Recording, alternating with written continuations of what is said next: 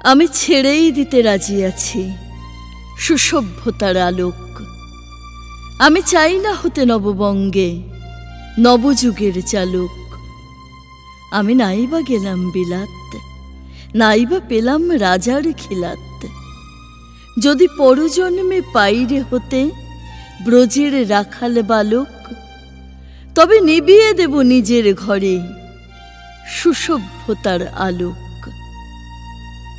যারা নিত্য কেবল ধেনু চড়ায় বংশী বটের তলে, যারা গুঞ্জা ফুলের মালা গেঁথে পরে পরায় গলে, যারা বৃন্দাবনের বনে সদাই শ্যামের বাঁশি শোনে, যারা যমুনাতে ঝাঁপিয়ে পড়ে শীতল কালো জলে, যারা নিত্য কেবল ধেনু চড়ায় বংশী বটের তলে।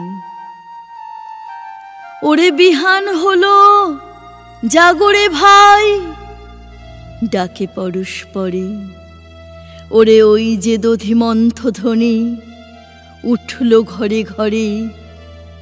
হেরো মাঠের পথে ধেনু চলে উড়িয়ে গোখুর রেণু। হেরো আঙিনাতে ব্রজের বধূ দুগ্ধ দহন করে। ওরে বিহান হলো জাগরে ভাই, ডাকে পরস্পরে। ওরে শাওন মেঘের ছায়া পড়ে কালো তমাল মূলে। ওরে এপার ওপার আঁধার হলো কালিন্দিরি কুলে। ঘাটে গোপাঙ্গনা ডরে কাঁপে খিয়া তরির পরে। হেরো কুঞ্জ বনে নাচে ময়ূর কলাপ খানি তুলে। ওরে শাওন মেঘের ছায়া পড়ে কালো তমাল মূলে। মোরা নবনবীন ফাগুন রাতে নীল নদীর তীরে, কোথা যাব চলি অশোক বনে শিখি পুচ্ছ শিরে। যবে দোলার ফুলরশি দিবে নিপু শাখায় কষি, যবে দক্ষিণ বায়ে বাঁশির ধ্বনি উঠবে আকাশ ঘিরে। মোরা রাখাল মিলে করব মেলা নীল নদীর তীরে। আমি হব না ভাই নববঙ্গে নবযুগের চালক।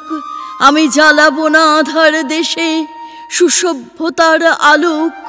যদি ননি ছানার গায়ে কোথাও অশোকনে পেরে ছায়ে, আমি কোনো জন্মে পারি হতে ব্রজের গোপ বালক।